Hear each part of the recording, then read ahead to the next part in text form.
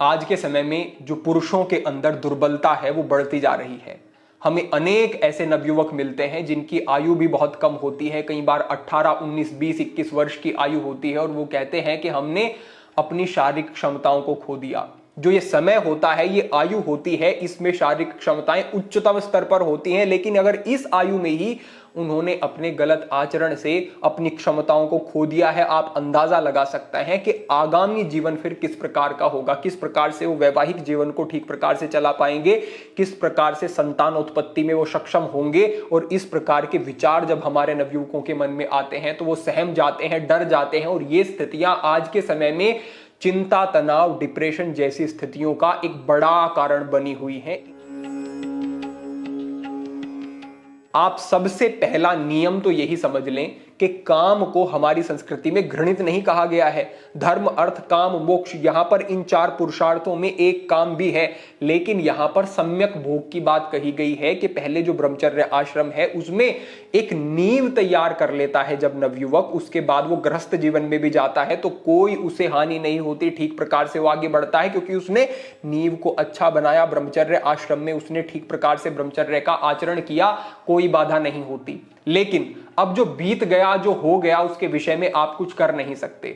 अभी क्या किया जा सकता है कि आगामी जीवन को किस प्रकार से साधा जा सकता है। और आज के इस विषय में आगे बढ़ने से पहले, व्यायाम आदि को समझने से पहले, सबसे पहला नियम आप समझ लें कि आपको ब्रह्मचर्य का पालन करना है। ब्रह्मचर्य का पालन ऐसे नहीं कि आपने कोई क्रिया नहीं की, हस्तमैथुन आदि नहीं किया तो आप ब्रह्मचर्य विस्थित हो गए, ऐसा नहीं। साथ ही साथ आपको यह भी समझना होगा कि आपको गलत प्रकार के चित्रों को देखना, गलत प्रकार की फिल्में आदि देखना, गलत संग करना, और सबसे महत्वपूर्ण है कि विचारों को ठीक करना, क्योंकि अगर विचारों में काम बैठा रहेगा तो किसी ना किसी प्रकार से जो है ऊर्जा का अधोगमन होकर के शरीर से बाहर जाती ही रहेगी। तो आपको ब्रह्मचर्य का पालन करना है। साथ ही साथ कुछ और चीजें भी हैं जिनकी तरफ आपको ध्यान देना होगा। यहां पर आप सबसे पहले समझें कि धूम्रपान को छोड़ दें। यह वैज्ञानिक तल पर भी प्रमाणिक है कि जो व्यक्ति धूम्रपान निरंतर करता है उसकी काम क्षमताएं जो हैं वो गिरती चली जाती हैं।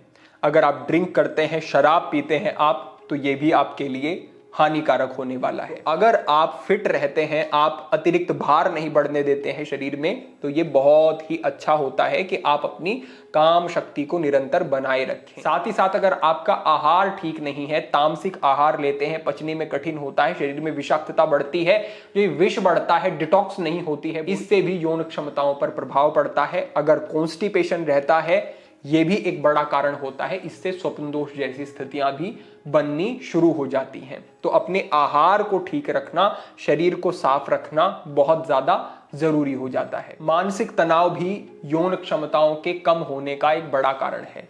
जो व्यक्ति गलत प्रकार के आचरण करेगा, अनैतिक कार्य करेगा, उसके जीवन में ऐसी स्थितियां बनेंगी ही जिसकी वजह से वो तनाव में गिरेगा।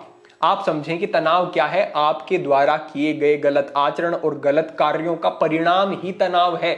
आप अपने जीवन को ठीक कर लेंगे तो तनाव भी धीरे धीरे समाप्त हो जाएगा।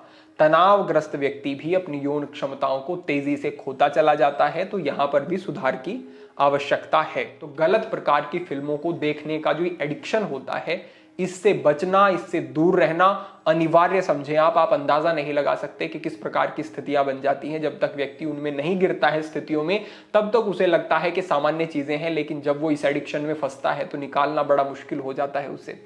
तो आप इन नियमों का अगर ध्यान रखते हैं, इस तरीके से अपनी जीवन शैली में सुधार करते हैं, आप प्रकृति के नजदीक रहते हैं, सूर्य के सम्मुख आप कुछ समय व्यतीत करते हैं, अपना जो व्यायाम है उसे अच्छा रखते हैं, दिन भर में सक्रिय रहते हैं, तो आप समझें कि इतना करने से आपके 50% समस्या का समाधान हो गया समझें।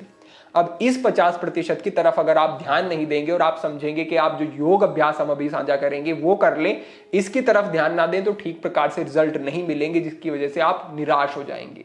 तो इन चीजों की तरफ आपको विशेष ध्यान देना है। और अब हम बढ़ते हैं कि किस प्रकार के योग अभ्यास आपको करने हैं जो आपके लिए विशेष उपयोगी होने वाले हैं। योग के अंतर्गत अति महत्वपूर्ण कुछ अभ्यास हैं, उनको हम समझ रहे हैं। यहाँ पर 3 अभ्यासों के बारे में हम पहले बात करते हैं जिनको आपको सुबह करना है, किसी भी समय दिन में एक बार आपको करना है और संध्या में आपको करना है, यानी 3 बार करना है।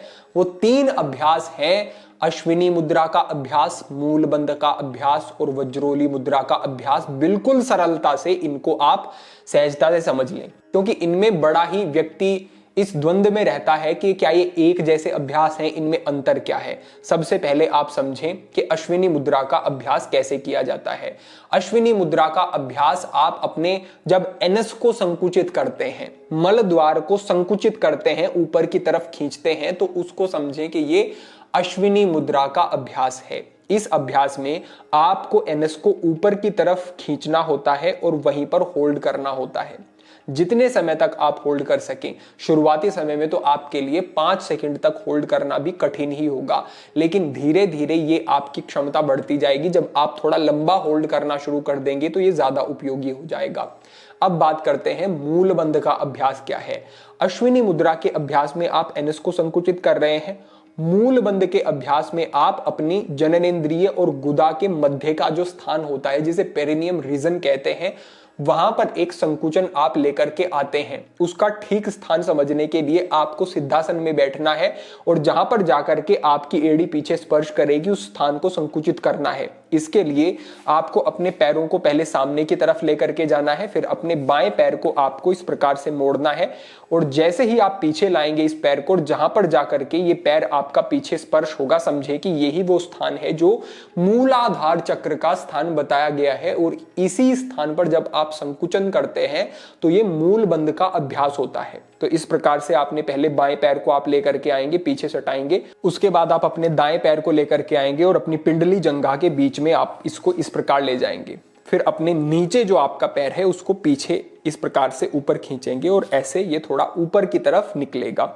इस स्थिति में आकर के आप ये समझें आपका सिद्धासन का अभ्यास हुआ।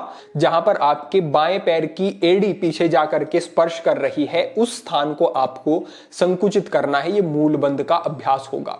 और जो वज्रोली मुद्रा का अभ्यास होता है उस अभ्यास में आपको थोड़ा और ऊपर की तरफ आना है। जहां पर आपकी एड़ी स्पर्श है उससे थोड़ा और ऊपर जो आपकी जननेंद्रिय का क्षेत्र होता है उस स्थान पर आपको संकुचन करने का प्रयास करना होता है। ये जो चीजें हैं ये अभ्यास से आपको समझ में आएंगी।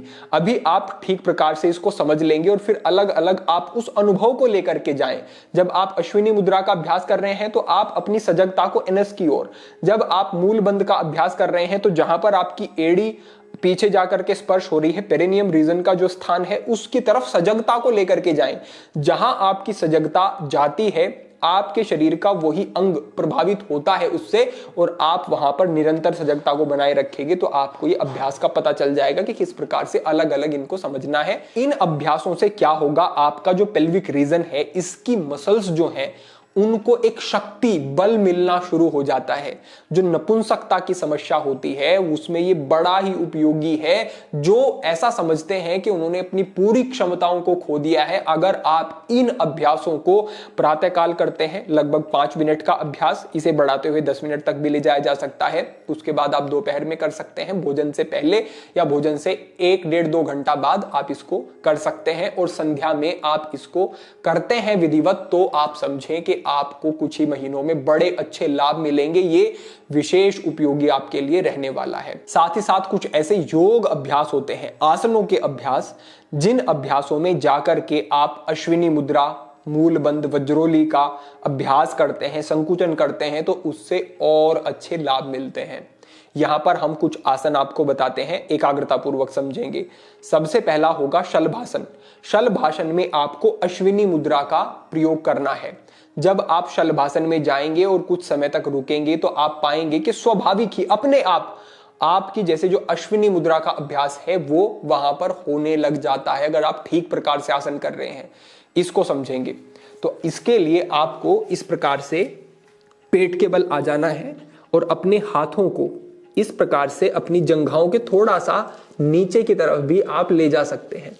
यहां पर लाने के बाद आपको अपने पैरों को ऊपर उठाना है और पैरों को सामान्यतः ऐसे ऊपर उठाने की बजाय आप अपने नितंब, अपने बटक्स को थोड़ा सा अंदर की तरफ लेकर के जाएंगे और वहां पर संकुचन एक आप बनाएंगे। उसके बाद आप धीरे से अपने पैरों को इस प्रकार से ऊपर उठाते हैं तो आप देखेंगे कि आपका जो मल द्वार है वो पूरी तरह से संकुचित रहेगा और एक विशेष प्रभाव आपको वहां पर देखने को मिलेगा। यहां से जो आगामी अभ्यास होगा वो आपका अभ्यास होगा नौकासन का अभ्यास। नौकासन के लिए आपको अपने पैरों को पहले इस प्रकार से पीछे लाना है और यहीं से आपको सीधा कर लेना है, सरलता रहेगी। कमर को भी सीधा रखें और हाथों को इस प्रकार की स्थिति में बना करके रखेंगे। यहां पर आप देखेंगे कि आप सरलता से, जो हमने बताया था कि मूलाधार का आपका स्थान होता है, वहां पर आप सरलता से नौकासन की स्थिति में संकुचन बना करके रख सकेंगे। थोड़ी देर तक आपको वहां पर रुकना है, उसके बाद फिर से पैरों को नीचे लेकर के आना है और कुछ गहरे लंबे सांस आपको इस स्थिति में लेने हैं। जैसे ही आप सहज अनुभव करें, फिर से वही अभ्यास आपको दोहराना है और उसी प्रकार से आपको संकुचन बनाए रखना है। ये जो नौकासन का अभ्यास है ये भी परम हितकारी, परम उपयोगी है। ये आप निरंतर करें, अपने योग अभ्यास क्रम का हिस्सा इसे बना लें आप। ये आपको बड़े अच्छे लाभ देगा। ये अभ्यास कर लेने के बाद आपको यहीं से बद्ध कोण आसन का अभ्यास करना है। बद्ध कोण आसन के लिए आपको इस प्रकार से पैरों को पीछे लेकर के आना है। अपने हाथों से अपने पैरों की उंगलियों को, अंगूठों को इस प्रकार से पकड़ना है और यहीं से आपको कमर को सीधा करना शुरू करना है। जैसे जैसे कमर को सीधा करेंगे, कंधों को पीछे लेकर के आएंगे तो सरलता से आप अपने पैरों को और नीचे ले जा सकेंगे। शुरुआती समय में आपके जो घुटने हैं वो पूरा नीचे की तरफ नहीं जा पाएंगे। सामने से ठीक प्रकार आप देख लें, इस प्रकार की स्थिति में आए, कमर को सीधा रखें, इस प्रकार से पकड़ा और हमारे पैर देखें आप पूरे सहजता से नीचे जा पा रहे हैं। शुरुआत में आपके पैर नहीं जा पाते हैं तो आपको कोशिश करनी है कि अपने हाथों से यूं पकड़ा और कमर को सीधा किया। अगर पैर यहां तक ही रुक जा रहे हैं तो उनको धीरे धीरे और नीचे ले जाने का प्रयास आपको करना है। अगर आप पूरा खिंचाव अनुभव कर रहे हैं तो समझो आपको लाभ मिल रहे हैं। आपकी फ्लेक्सिबिलिटी तभी बढ़ती है जब आप किसी अभ्यास में जाकर के थोड़ा अपने आप को आगे पुश करते हैं, थोड़ा और अच्छे से करने का प्रयास करते हैं। तो थोड़ा थोड़ा प्रयास आपको निरंतर करना है, इससे भी आपको अच्छे लाभ मिलेंगे।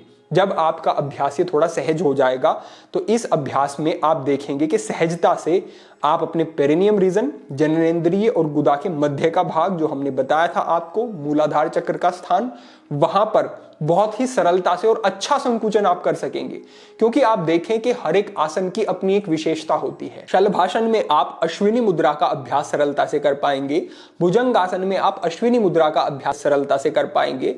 तो यहां पर बद्ध कोण आसन में आप, जो हमने बताया मूलाधार चक्र का स्थान है जिसे मूल बंध कहा जाता है, उस अभ्यास को सरलता से कर पाएंगे और आपकी मांसपेशियों पर उसका अच्छा प्रभाव पड़ेगा। तो ये बद्ध कोण आसन जो है इसे आप परम हितकारी, परम उपयोगी समझें और इसका निरंतर अभ्यास करें। इस प्रकार के आप ये अभ्यास अगर प्रतिदिन करते हैं तो इससे आपको बड़े अच्छे लाभ देखने को मिलेंगे। यहां पर एक और आसन होता है जो है सर्वांगासन का अभ्यास। शीर्षासन भी समान रूप से उपयोगी है, लेकिन सर्वांगासन इसलिए हमने कहा क्योंकि वो सरलता से आप कर सकते हैं और अभी आपको ज्यादा समय तक आसन में रुकने की आवश्यकता है। थोड़े समय तक करेंगे तो वो लाभ नहीं मिलेंगे। तो आपको अगर स्वप्न दोष की समस्या है तो आपको सर्वांगासन अवश्य करना चाहिए और थोड़े लंबे समय तक करना चाहिए। 5 मिनट से शुरू कर सकते हैं, अच्छा रहेगा आपके लिए।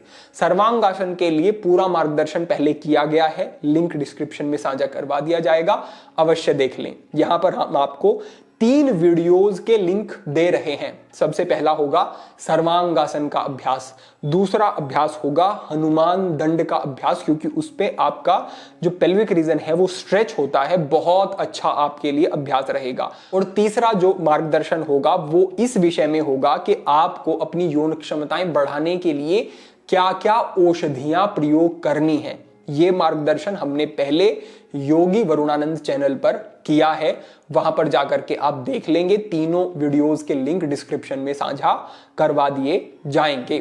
तो ये अभ्यास अगर आप करते हैं और इस विषय को ठीक से समझते हैं, जो हमने नियम आपको कहे हैं उनमें आप लापरवाही नहीं करते हैं कि मैं तो छोड़ नहीं सकता, मेरी तो आदत बन गई है, बिल्कुल नहीं। आपके जीवन से मूल्यवान और कुछ नहीं है। मानसिक शांति आवश्यक है और इसे आप पुरुषार्थ समझें, काम को भोगना समझें, इसे समझें कि जीवन का एक हिस्सा है, इससे होकर के मुझे आगे गुजरना है। तो मुझे इसमें ठीक प्रकार से इसको निभाना है, ये मेरा कर्तव्य है। तो इस प्रकार से समझ के नैतिकता से आप चलेंगे तो जीवन में सर्वत्र आनंद होगा और हर समस्या से आप मुक्त भी हो पाएंगे। अपेक्षा है कि जो हमने आपको एक दृष्टिकोण देने का प्रयास किया इस काम के प्रति, वो भी आपको समझ आया होगा और जो अभ्यास है उनसे भी आप ठीक प्रकार से लाभ प्राप्त करेंगे। इसी अपेक्षा के साथ आज के इस मार्गदर्शन को हम यहीं समाप्त करते हैं। भविष्य में अन्य महत्वपूर्ण विषयों पर मार्गदर्शन होता रहेगा। सभी के लिए प्रार्थना, सभी के लिए मंगल कामना। आज के लिए इतना ही।